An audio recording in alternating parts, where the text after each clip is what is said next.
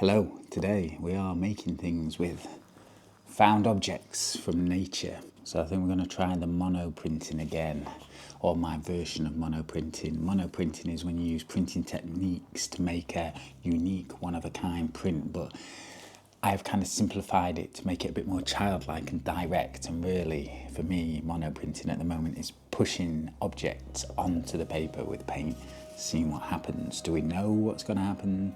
No. Do I have a vague idea of what I want to make? Yes. Will it look like that when it comes out the other end?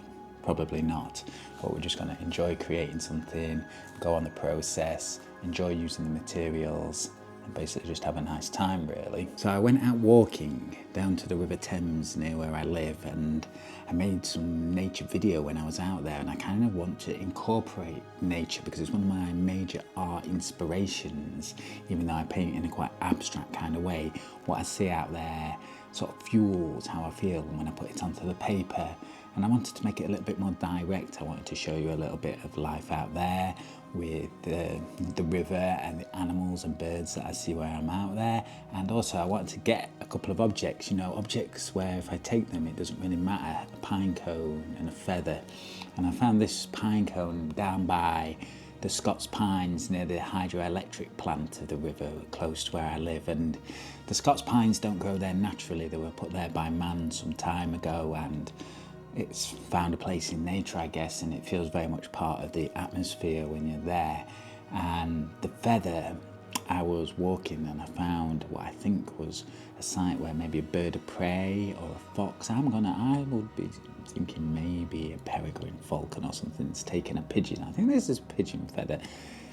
It's got the black on the end. Of the wood pigeon, I don't really see that black very much on the wood pigeon, but I don't think it's magpie because I think they've got slightly different feathers. If you're a feather expert, let me know. I'm going wood pigeon because of these nice greys at the bottom here, but maybe magpie.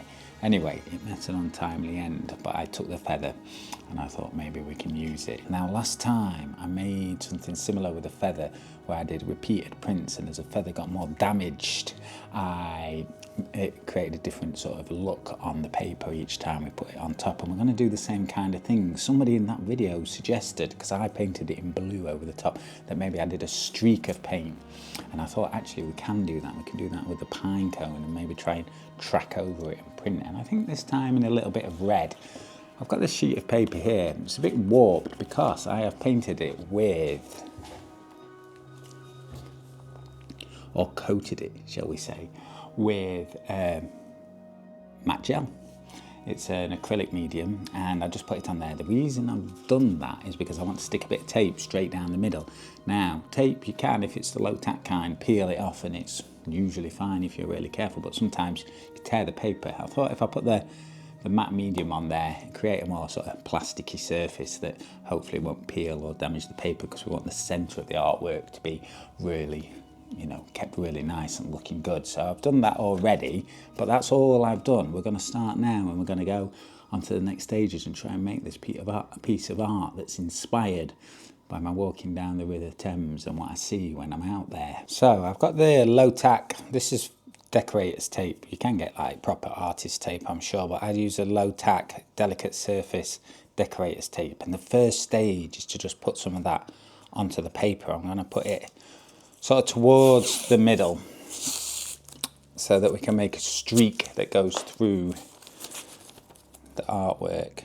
Let's do it like that. And I'll press it down on each side so it sticks it down to this piece of acrylic board that I've got underneath. And I'll do another one.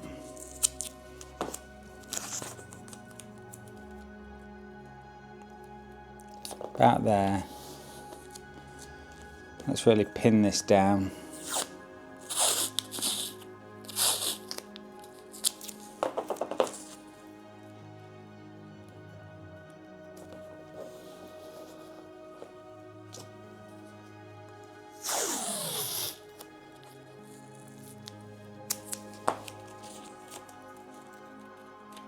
Taking some of the seeds from the pine cone so that we can plant them and hopefully get a new tree from it.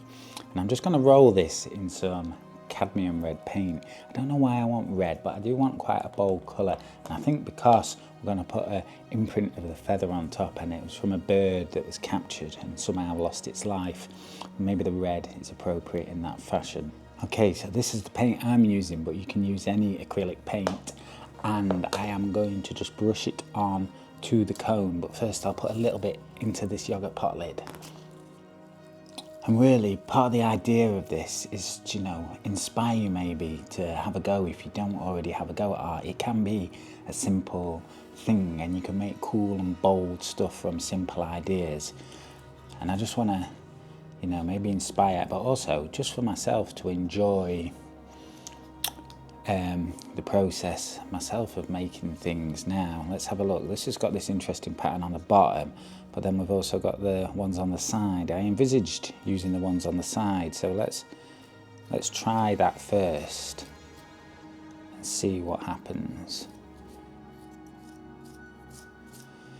Now, I don't plan these videos. Well, I do plan them, but I don't, you know, I'm just going with the flow now. So most of the time, absolutely anything could happen, and it, you know, it doesn't go to plan. But that's something else I want to show as well, that you can just go with it, and hopefully something decent comes out at the end. Now, let's just press it down and see what we get. Right, so we get some small marks. Well, we're going to do multiple passes and build it up. So let's start like this, just making marks with the paint. Seeds come out, that's interesting. Now, is this already how I planned? No, it's already looking different.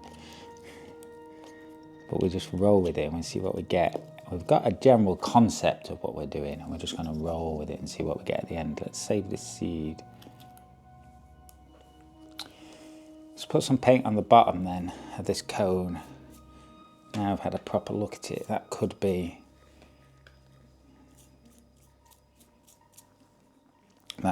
cooler.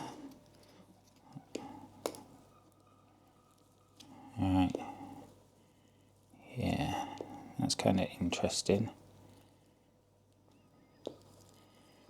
You know, I walk a lot out in nature, and I have been trying to think of ways, because I do enjoy filming and photographing nature. I've been thinking of ways to get this into the art videos, because it's an important part of what makes me do art and painting, but it's difficult. I don't really have time to do a separate nature channel, and when I do nature videos on this channel, nobody watches them. But I'm going to carry on and maybe find a way to homogenize the videos into art and nature, and, you know, hopefully bring you guys along. And, you know, we're not all ornithologists, so I understand that, and I just want to make videos kind of that represent me, though, so I don't feel like I'm just doing them for the clicks. And so it's early spring really down at the river, and on my walks down the river, a lot of the birds are getting ready to nest and mate and all that jazz, and the river is flowing quite strong. We've had floods and things like that, so it's really interesting to look at the water, and that always inspires me. And also the grasses and reeds surrounding, and the abstract patterns that they make, and the colours of winter really, of all the sap in the tree bark that sort of on the thin twigs makes interesting reds and greens and yellows as it's getting ready to sort of pump out the chlorophyll into the leaves when spring does finally fully emerge. And there's already been blossoms and bees and things like that on the warm days, and then all of a sudden you plunge back into the middle of winter and you get these erratic days of sunshine and warmth, and everything's trying to do everything all at once. The birds are trying to feed, the bees are, and everything's out. And then when the weather comes back bad again, everything quietens down and you feel like you're back where you were in deep dark winter. So I'm going to dry this with a hairdryer to make it nice and quick, and that's one of the cool things about acrylic paint is you can do that. Obviously, if you've got time and you're in no rush, just leave it to dry. It won't take long anyway, but I'm going to give it a little blast with a hairdryer, and then we can get on with peeling the tape off and seeing what we've got. Okay, it's coming off quite nice with the matte medium, so I'm kind of happy about doing that bit.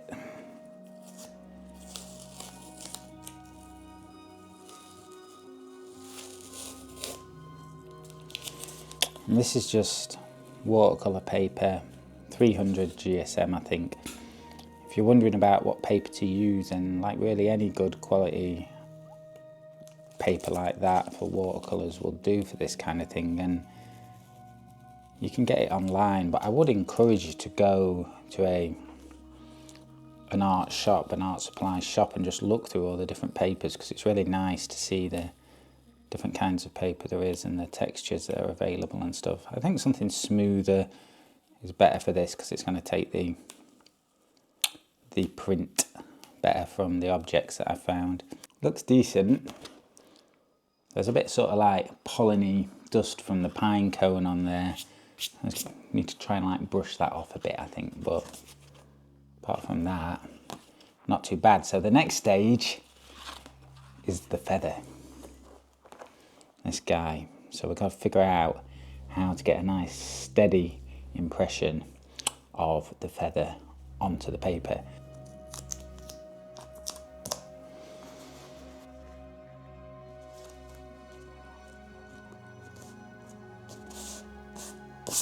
Now I've got to consider the composition of the feather in relation to where it's going to sit on this line, and also I use a bigger piece of paper than the final piece, because when we put this down and print onto it, if we had to be millimetre precise as to where it was going to sit on here, it'd be very, very difficult. I've had that problem before. So we've got a bigger piece of art, and then when we put a frame mount on it, we can select the composition a little bit more easily. We are now going to paint this though in black, because I think that will be nice and bold, and we're going to see what happens. We will do 2, 3, maybe 4 impressions through time and maybe space along here, and that'll create a little bit of extra complexity to the bit of art that we're making. Little yoga pot lid, some squeezy black acrylic.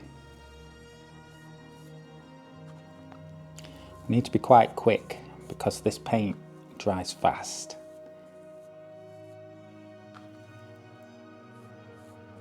And I'm trying to go the direction of the strands of the feather to stop it breaking up. As we do multiple prints, it will break up, I think, but if we can keep the more intact feather at the beginning, then as we go through a sort of printing process, or in this case just really the pressing process, printing might be overselling it slightly, even if I am calling it monoprinting. There we go. I'll pin him down there, and we're just going to use our hand to rub onto the back of the canvas and impress the paint onto the image. Do we know what it's going to look like? We have no idea. Pass 1 is not too bad. It's maybe a little high, dangerously close to the edge of the paper. Pass number 2 is ready. The feather is a bit more damaged. That's kind of how we want it. Now, let's see if we can move across and kind of in the right place though.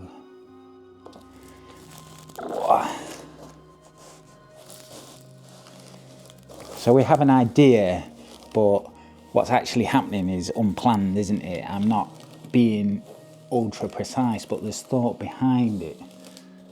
And that's what we're going for today.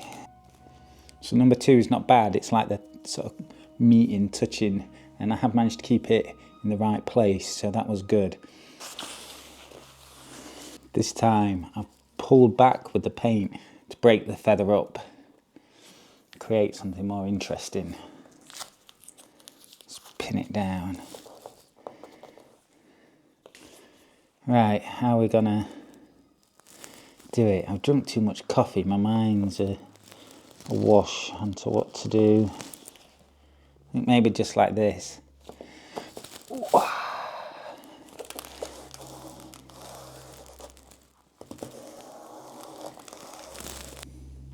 I feel like we've gone a little bit backwards from the two. The two look quite nice. I didn't think about stopping there, and maybe I could have done. I don't know about this bit, so I'm thinking about doing it a couple more times along the base here, just to create something different. Because at the moment it looks like we've got this nice thing here and then something that's kind of just wrecking it a bit. Let's see if we can add to it. Of course, the danger is that it just gets a complete mess, but we'll go with it. We'll go with it and see what happens. Let's see. Yeah, I don't mind this. I'm just going to have a look at it and see if we want to stop or do one more. I think we're going to do two more. I think we're going to try and go down here and up here. And then whatever's there is there. Quite a nice finish up there, actually. And we need to let it dry, I guess. And then I can decide if we need to add something else to it. Do we need to put a slight wash over this white, or... You know, I think if we put the frame mount over it to have a look at its composition, then we can figure out whether we've got a piece of art or something that's going to be just piled away for a rainy day to probably throw in the bin at some point. I'm definitely not throwing it away, but you know what I mean. Let's let it dry and then see how it looks. So I think with a frame mount somewhere around here, it makes quite an interesting piece. But I think I am going to try and put a sort of milky white gloss over the top of it, just to add something extra. I think it looks a little bit plain on the back here, so we're going to try an extra technique as well. And you know, we're just experimenting. If it gets worse, then so be it, but I think as it is, I'd like to add something just a little bit extra. So I've got some gloss medium here, liquid, not gel like the matte medium that I put on. I'm going to put some of this with an absolute tiny amount of white acrylic and try and create a sort of foggy, misty look to it and see what happens. I've always been trying to get a sort of milky feel sometimes to my paintings and glazes, I guess. It's always gone a bit wrong, but let's use it now as a chance to see what happens. I'll just put it into here and mix it very, very sparingly with the paint.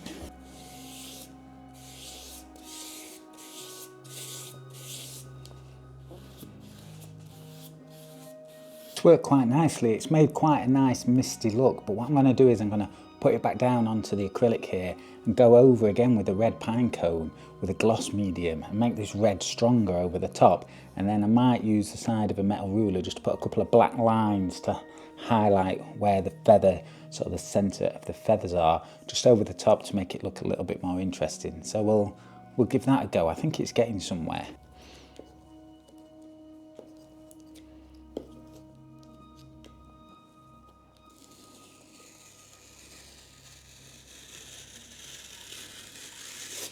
Here it is then. I sort of finished it off with a bit of Posca pen and put some stronger lines on the edges there, and then used the blade to bring the black out into the sides a bit through the sort of centre of the feathers.